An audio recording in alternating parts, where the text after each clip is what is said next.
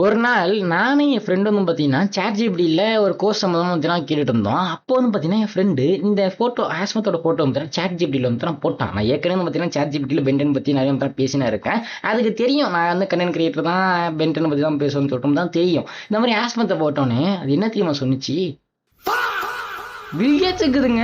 எனக்கு ஒண்ணுமே புரியல. அதுக்கப்புறம் வந்து பார்த்தீங்கன்னா, என்னடா இது கோளாறா இருக்குன்னு சொல்லிட்டு, திரும்ப வில்கேட்ஸோட ஃபோட்டோவ போடுறேன். ஆமான்டா இதுவும் வில்கேட்ஸ் தான். இது வேற, அது வேறன்னு சொல்லுதுங்க. எனக்கே காதுல வந்து பார்த்தீங்கன்னா பூ சுத்துது. அது சரி இது வந்து பார்த்தீங்கன்னா, ஏதோ ஏற்கனவே உள்ள சேட்ல வந்து போடுறதுனால இப்படி சொல்லுதுன்னு சொல்லிட்டு, புதுசா ஒரு சேட் வந்து ஓப்பன் பண்ணி, அதுல திரும்ப வந்து பார்த்தீங்கன்னா, ஆஸ்மத் வந்து நான் போடுறேன். அது யாருன்னு கேட்டா, பார்த்தீங்களா நீங்களே? சைஃபனுங்குதுங்க. லேய்! அவன் எப்படி இருப்பான்? ஆஸ்மத் எப்படி இருப்பாரு? ரைட் விடு நான் சொல்றேன். இதுவும் பார்த்தீங்கன்னா ஆஸ்மத்டான்னு சொல்லிட்டு. ஒத்துக்க மாட்டேதுங்க. இது ஆஸ்மத் கிடையாது. சைஃபன் தான். அங்க பாரு நான் போட்டோ கூட காமிக்கிறேன்னு சொல்லிட்டு, இதுதான் ஆஸ்மத் இதான் சைஃபன் சொல்லிட்டு சொல்லுது.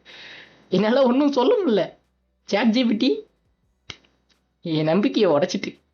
ரைட் விடுங்க. நீங்களே வேணா ட்ரை பண்ணி பாருங்க. இந்த போட்டோ வந்து நான் போட்டு விடுறேன். ஸ்கிரீன்ஷாட் எடுத்து பண்ணி பாருங்க. அப்புறம் இந்த மாதிரி இன்ட்ரெஸ்டிங்கா வீடியோ பார்க்குறேன்னு லைக், சப்ஸ்கிரைப் முக்கியம்.